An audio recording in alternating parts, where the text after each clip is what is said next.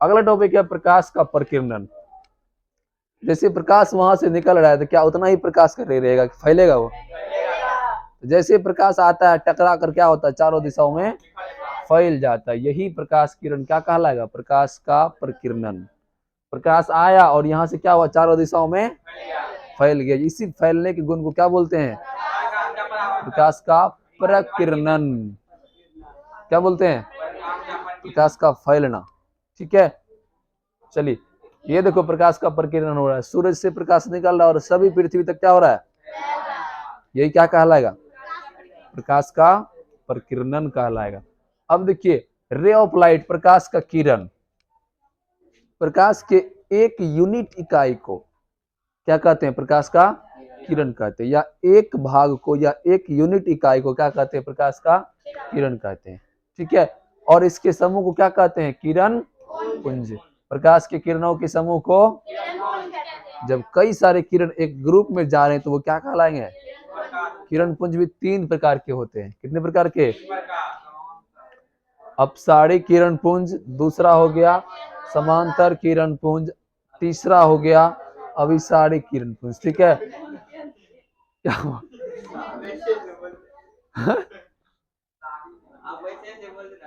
कैसे कैसे तुम लोग बोलता क्या है इतना, बता। सुनने आया कि सुनाने आया, सुनो ध्यान से। जब सुनेंगे तब ना सुनाने है, और जब सुनेंगे तब आवाज नहीं निकलेगा मुंह से, तब हो गया साउंडलेस। अब देखिए जब क्या होता है, एक ही बिंदु से कई सारी प्रकाश की किरण अधिक क्षेत्र में फैलता है तो यही किरण क्या कहलाएगा,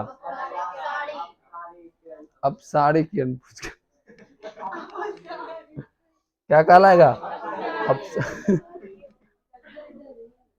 दूसरा ये है जब प्रकाश की किरण एक दूसरे के समांतर जाता है, समांतर मतलब समान दूरी पर जाता है, तो वही प्रकाश की किरण समांतर किरण पुंज कहलाता है। ठीक है, अब देखिए जब बहुत सारी प्रकाश की किरण क्या होता है, बहुत दूर क्षेत्र से आता है और एक ही बिंदु पर मिल जाता है तो ये कहलाता है अभिसारी किरण पुंज। क्या कहलाता है, तो किरण पुंज मुख्य रूप से 3 प्रकार के, अपसारी किरण पुंज, समांतर किरण पुंज और अभिसारी किरण पुंज। समझ में आया, चलिए उसी का ये अगला मेन हेडिंग है इस चैप्टर का सबसे इंपॉर्टेंट टॉपिक।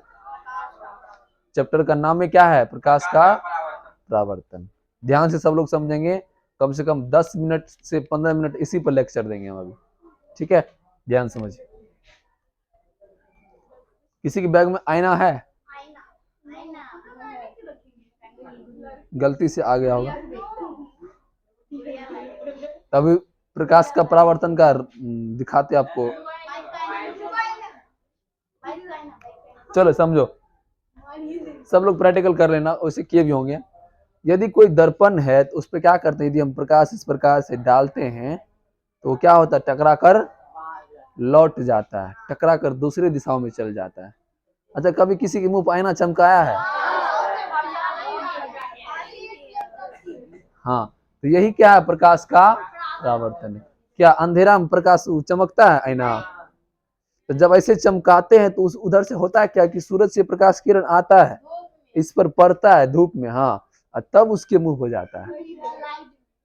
ठीक है, तो उधर से आया और टकरा कर क्या हुआ, रिफ्लेक्ट हो गया, वही क्या कहलाता है।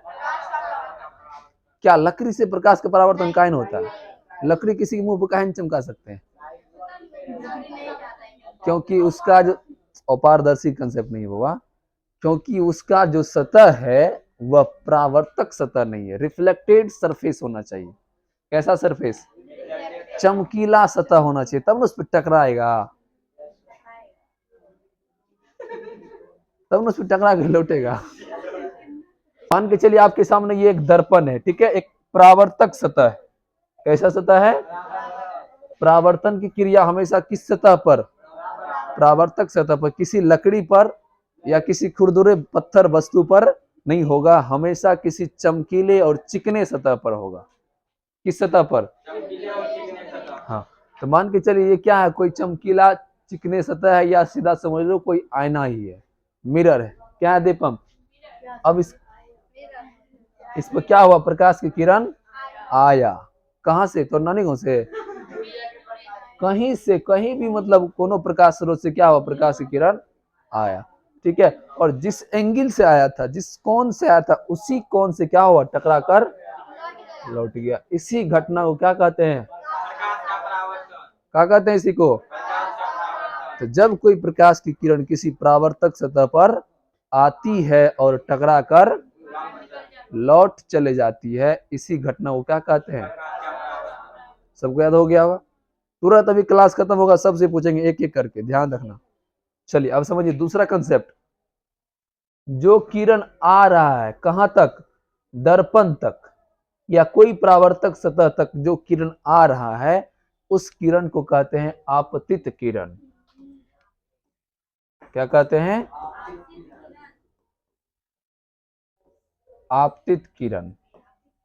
इसको हम लोग बोलते हैं इंसिडेंट रे, इसी कारण इसको हम लोग आई से सूचित करते हैं। क्या करते हैं, जो प्रकाश किसी प्रकाश स्रोत से कहां तक आ रहा है, किसी दर्पण की सतह तक आ रहा है, उस किरण को क्या बोलेंगे, इसको आई से सूचित करते हैं, क्योंकि इसका इंग्लिश नेम होता है इंसिडेंट रे, इसी कारण इसका नाम क्या है, आई। ठीक है, चलो दूसरा, जब आया प्रकाश और यहां रुक जाएगा, बिल्कुल भी नहीं रुकेगा, तुरंत टकरा कर क्या होगा, लौट जाएगा, टकरा कर किसी दूसरी दिशा में क्या होगा। इसी किरण को कहते हैं परावर्तित किरण। जो किरण क्या हुआ, टकरा कर, इस किरण को क्या कहते हैं, परावर्तित किरण। सब लोग ध्यान से सुनो, अंतिम मौका है। परावर्तित किरण, इसका इंग्लिश नेम होता है रिफ्लेक्टेड रे, इसको आर से सूचित किया जाता है। किससे, आर से। समझ में आया। और जिस बिंदु पर यह घटना घटा, घटना स्थल, उसी घटना स्थल का नाम है आपतन बिंदु। क्या नाम है, जिस बिंदु पर यह घटना घट रहा है, कौन घटना, मर्डर, जिस घटना पर परावर्तन हो रहा है, जिस बिंदु पर परावर्तन की क्रिया या जिस बिंदु से प्रकाश क्या हुआ, टकरा कर लौट रहा है, वही बिंदु क्या कहलाएगा, आपतन बिंदु कहलाएगा। क्या कहलाएगा, आपतन बिंदु, इंसिडेंट पॉइंट। ठीक है, अब देखिए, अब क्या करते हैं हम लोग, इसको एक रचना करते हैं, अपने खुद से रचना करते हैं। तो इधर का एंगल और इधर इधर का एंगल क्या करते हैं, बीच बीच में उसको बांट देते हैं। ठीक है, जो जिधर से आपतित किरण आया है और जिधर परावर्तित किरण गया है, इस पे एक रचना करते हैं खुद से। ठीक है, और एक लंब डालते हैं, जो लंब क्या करता है, इसके बीच बने कोण को दो आधे समान भागों में बांट देता है, और इसी लंब को हम लोग कहते हैं अभिलंब। क्या कहते हैं, अभिलंब कहते हैं। जब इसको हम लोग दो भाग में बांटे तो दो कोण बन गया। कितना कोण, एक ऐसा कोण जो आपतित किरण से बन रहा है और एक ऐसा कोण जो परावर्तित किरण से बन रहा है। तो जो कोण परावर्तित किरण से बन रहा था, उस कोण को क्या बोलते हैं, आपतन कोण। क्या कहते हैं, तो बता, अभिलंब और परावर्तित किरण के बीच में जो कोण बन रहा है, इस कोण को क्या बोलेंगे, आपतन कोण। क्या बोलेंगे, हाँ, इंसिडेंट एंगल, इसी कारण इसको क्या सूचित करते हैं, आई से। ठीक है, आपतन कोण किसे कहते हैं, आपतित किरण और अभिलंब के बीच के जो कोण बन रहा है, इसी कोण को क्या कहते हैं, आपतन कोण कहते हैं। ठीक है, और दूसरा समझो, इधर का कोण किसके साथ बन रहा है, परावर्तित किरण के साथ, और बीच में कौन खड़ा है, अभिलंब और परावर्तित किरण के बीच में जो कोण बन रहा है, इस कोण को कहते हैं परावर्तन कोण। क्या कहते हैं, परावर्तन कोण कहते हैं।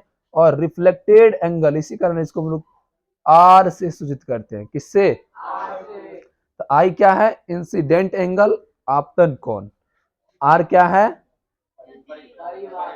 परावर्तन कोण, रिफ्लेक्टेड एंगल। लिख देते हैं हम, सबको ये भी याद रखना पड़ेगा, परावर्तन कोण। तो परावर्तन कोण किसके किसके बीच है, हाँ, अभिलंब और परावर्तित किरण। दूसरा है आपतन कोण। आपतन कोण किसके किसके बीच? आपतन कोण जो होता है आपतित किरण और अविलंब के बीच। किसके किसके बीच? छुटका हाँ? आपतित किरण, ये किरण न है, ये अविलंब है ना, इसी के ना बीच का कोण ये है। ऐसे में तो छुटकी क्या हाल होगा। चलो समझो, छोड़ो हंस दिया। चलो आया तक समझ में? तो बताइए जिस बिंदु पर ये घटना घटा उस बिंदु का क्या नाम है? और आपतन बिंदु। प्रकाश की किरण का जो परावर्तन होता है वो मिट्टी पे होता है, लकड़ी पे होता है, हाँ, किसी चिकने चमकीले सतह पर होता है। ठीक है, हाँ, ये हुआ प्रकाश का परावर्तन का आरेख। ठीक है, अब प्रकाश का जो परावर्तन होता है तो यह भी अपना कुछ नियम रखा है कि इस कंडीशन में हम क्या करेंगे? प्रकाश का परावर्तन करेंगे। इसका भी कुछ अपना नियम है, कुछ रूल है। ठीक है, तो जिस नियम से प्रकाश का परावर्तन होता है उसी नियम को प्रकाश के परावर्तन का नियम कहते हैं। क्या कहते हैं?